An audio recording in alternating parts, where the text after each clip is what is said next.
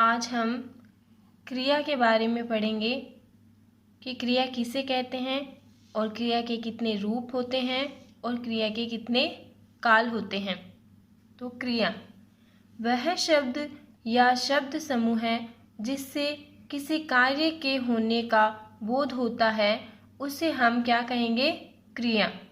अर्थात जिन शब्दों के द्वारा किसी कार्य का करना या होना पाया जाता है उन्हें क्रियापद कहते हैं। यानी वे शब्द जिनसे हमें पता चल रहा है कि ये काम हो रहा है वो क्या है? क्रिया कहलाते हैं। संस्कृत में जो क्रिया है वो धातु होते हैं, लेकिन जब इनके आगे ना लगा दिया जाता है, जैसे लिखना, तो ये क्रियापद बन जाते हैं। जैसे लिखना, पढ़ना, चलना, कूदना, खेलना इत्यादि, ये सब क्या है? ये शब्द हैं क्रिया शब्द हैं। क्रिया के रूप, तो सकर्मक क्रिया और दूसरा रूप है अकर्मक क्रिया।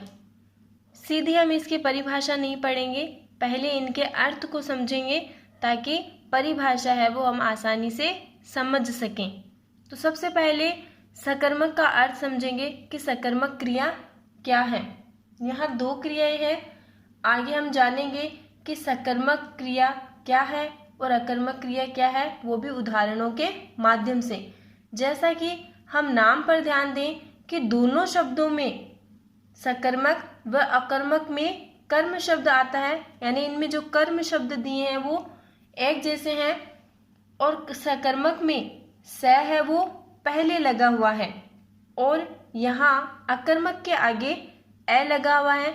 सकर्मक स है, इसका अर्थ यहाँ होता है साथ में, यानी क्रिया है वो कर्म के साथ में होती है। अकर्मक में जो ए है, पहले दिया गया शब्द ए है, वो नकारात्मकता दर्शाता है, यानी नहीं, जिसमें इसका अर्थ होता है कि इसमें कर्म है वो क्रिया के साथ नहीं होता है। मतलब जब किसी कर्म के साथ में क्रिया आती है तो वह सकर्मक क्रिया कहलाती है, और अगर कर्म है वो क्रिया के साथ में नहीं आता है तो वह अकर्मक क्रिया कहलाती है। तो सकर्मक क्रिया की परिभाषा पढ़ेंगे। स अर्थात सहित, ये मैंने आपको बता दिया है। अतः सकर्मक का अर्थ है कर्म के साथ। परिभाषा, जिस क्रिया का फल कर्ता को छोड़कर कर्म पर पड़े वह सकर्मक क्रिया कहलाती है। यानी मैंने आपको बताया था कि क्रिया का फल है वो किस पर पड़ता है? जब कर्म पर पड़े तब वहाँ है वो सकर्मक क्रिया कहलाती है। अब एक बात ये भी है कि सकर्मक और अकर्मक जानने से पहले दिक्कत ये आती है कि ये कर्म क्या होता है। तो सबसे पहले ये जानना भी जरूरी है कि कर्म क्या है। जिस संज्ञा या सर्वनाम शब्द पर क्रिया काम का असर पड़ता है उसे हम कर्म कहते हैं। क्या कहेंगे? उसे हम कर्म। अब बात ये आती है कि कभी कभी क्रिया का असर है वो सीधा किस पर पड़ जाता है? कर्ता पर। तो क्या हम कर्ता को है वो कर्म कह सकते हैं? तो ऐसी स्थिति में हम ये कह सकते हैं कि कर्ता के अलावा जिस शब्द पर क्रिया का असर पड़ता है उसे ही हम कर्म, उसे ही हम क्या है? क्रिया कहते हैं। उदाहरण से है वो हम पहचानेंगे कि विशेष, ऐसे कौन से विशेष शब्द हैं जो कर्म हैं। जैसे मैंने यहाँ उदाहरण दे रखे हैं, हम उन उदाहरणों को देखते। जैसे उदाहरण है, राम पत्र पढ़ता है। राम पत्र पढ़ता है। अब इसमें हमें देखकर बताना है कि कर्ता कौन सा है, कर्म कौन सा है और क्रिया कौन सा है। तो यहाँ क्रिया क्या है? पढ़ता है, और इसका असर है वो राम पर नहीं पड़ रहा है। किस पर पड़ रहा है? पत्र पर पड़ रहा है। राम इस वाक्य का कर्ता है जो इस कार्य को कर रहा है। पढ़ने का असर है वो राम पर ना पढ़कर किस पर पड़ रहा है? पत्र पर। जिसके ऊपर, और मैंने आपको बताया था कि जिसके ऊपर कर्ता के अलावा जिस शब्द के ऊपर क्रिया का असर पड़ता है उसे हम कर्म कहते हैं। तो यहाँ कर्म क्या हो गया? पत्र। क्योंकि जो क्रिया का असर है वो राम पर ना पड़कर पत्र पर पड़ रहा है, क्योंकि राम है वो पत्र पढ़ता है, इसलिए ये सकर्मक क्रिया हुई। कैसे? क्योंकि इसमें कर्म है वो साथ में आया है, और जिस क्रिया में कर्म है वो साथ में आता है वो सकर्मक क्रिया कहलाती है। इसी प्रकार हमारा एक दूसरा उदाहरण और देख लीजिए। मदन गीत गाता है।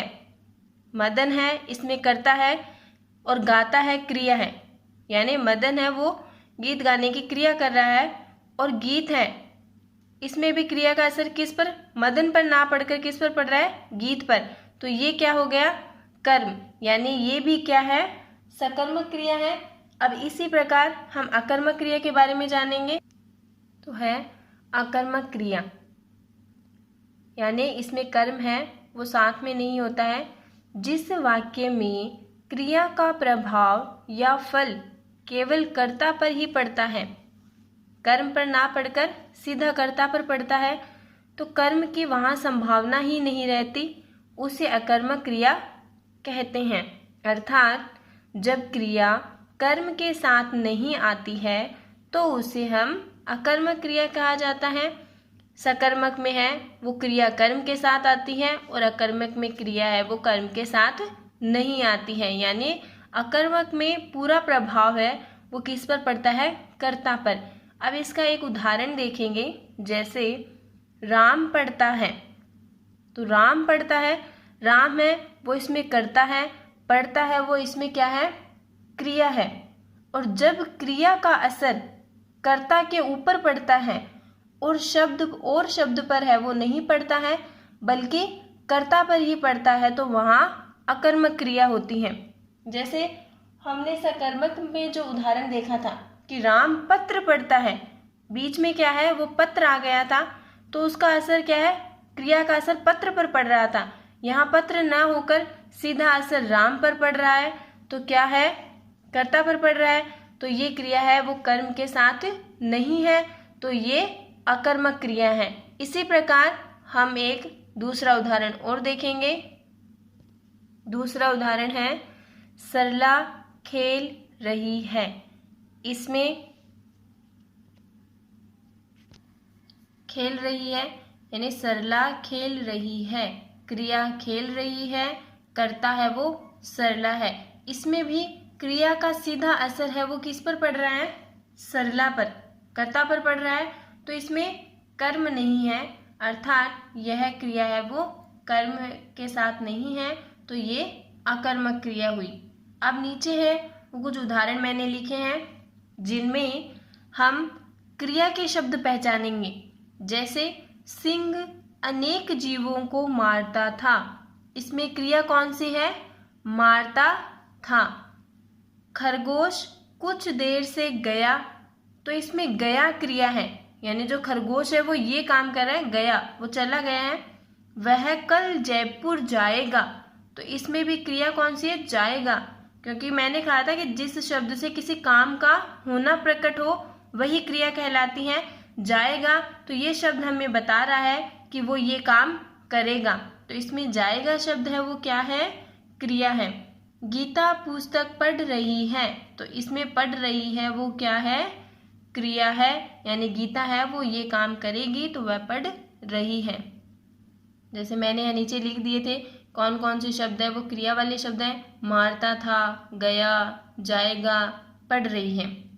तो हमने क्रिया के रूप पढ़ लिए, सकर्मक क्रिया, अकर्मक क्रिया, उन्हें अच्छे से समझ भी लिया है, उनके उदाहरण भी हमने समझ लिए हैं। अब है क्रिया के काल। क्रिया के 3 काल होते हैं, वर्तमान काल, भूतकाल, भविष्य काल। इनकी परिभाषाएं, उदाहरण भी हम वो अच्छे से समझेंगे। सबसे पहले है वर्तमान कालिक क्रिया। क्रिया का वह रूप जिससे वर्तमान समय में कार्य के संपन्न होने का बोध होता है वह वर्तमान कालिक क्रिया कहलाती है। यानी हमें पता चल रहा हो कि ये कार्य वर्तमान में चल रहा है, यानी काम अभी चल रहा है, पूरा नहीं हुआ है, तो वह वर्तमान कालिक क्रिया के अंतर्गत आता है। जैसे कि उदाहरण देखते हैं, गीता हॉकी खेल रही है। गीता है वो हॉकी खेल रही है, यानी मैदान में वो अभी भी खेल रही है। तो ये क्या हो गया, वर्तमान में, क्योंकि ऐसा नहीं है कि वह खेल चुकी है या उसने खेल लिया, जबकि वह खेल रही है। विमल पुस्तक पढ़ रहा है। विमल पुस्तक पढ़ रहा है, यानी विमल है वो अभी भी पुस्तक पढ़ रहा है, उसने अभी तक पुस्तक पढ़ना बंद नहीं किया है। तो ये क्या है, वर्तमान कालिक क्रिया है। आगे है भूतकालिक क्रिया। क्रिया का वह रूप जिसके द्वारा बीते समय में कार्य के संपन्न होने का बोध होता है, भूतकालिक क्रिया कहलाती है। यानी कि वह कार्य जो हम कर चुके हैं, जिसे हमने संपन्न कर दिया है, वो क्या है, भूतकालिक क्रिया कहलाती है। जैसे वह विदेश चला गया, यानी कि वह विदेश जा चुका है, उसने ये कार्य कर दिया है, तो ये भविष्य भूतकाल में आ गया।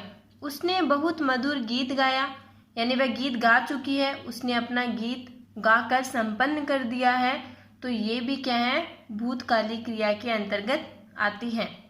फिर है भविष्यकालिक क्रिया। क्रिया का वह रूप जिसके द्वारा आने वाले समय में कार्य के संपन्न होने का बोध होता है, भविष्यकालिक क्रिया कहते हैं। यानी कि वह काम जिसे हमने अभी किया नहीं है, ना ही हम कर चुके हैं, बल्कि वह काम हम आगे करेंगे। यानी कि समझ लीजिए हम कल स्कूल जाएंगे, तो हम क्या, ये क्या हो गया, भविष्यकालिक क्रिया है, क्योंकि स्कूल तो हम कल जाएंगे, तो क्या हो गई, भविष्यकालिक क्रिया। नीचे मैंने उदाहरण भी दिए हैं। गार्गी छुट्टियों में कश्मीर जाएगी, यानी अभी वर्तमान में तो वो नहीं जा रही, कब जाएगी, भविष्य में जाएगी, क्योंकि अभी तक वो गई नहीं है, तो गार्गी छुट्टियों में कश्मीर जाएगी।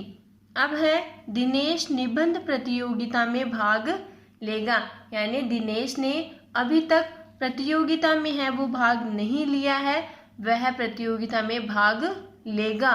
तो ये भी क्या है, भविष्यकालिक क्रिया के अंतर्गत आता है। तो हमने क्रिया के काल भी हैं वो अच्छे से समझ लिए हैं, इनके उदाहरण भी समझ लिए हैं। आगे हम कुछ उदाहरणों के माध्यम से पहचानने का प्रयास करेंगे कि कौन सा है शब्द कर्ता है, कौन सा क्रिया है, कौन सा कर्म है, जिससे कि हमारा क्रिया है वो हमें अच्छे से समझ में आ जाएगी और हम आसानी से किसी भी वाक्य को देखकर बता सकते हैं कि कौन सा इसमें कर्ता है, कौन सा इसमें क्रिया है।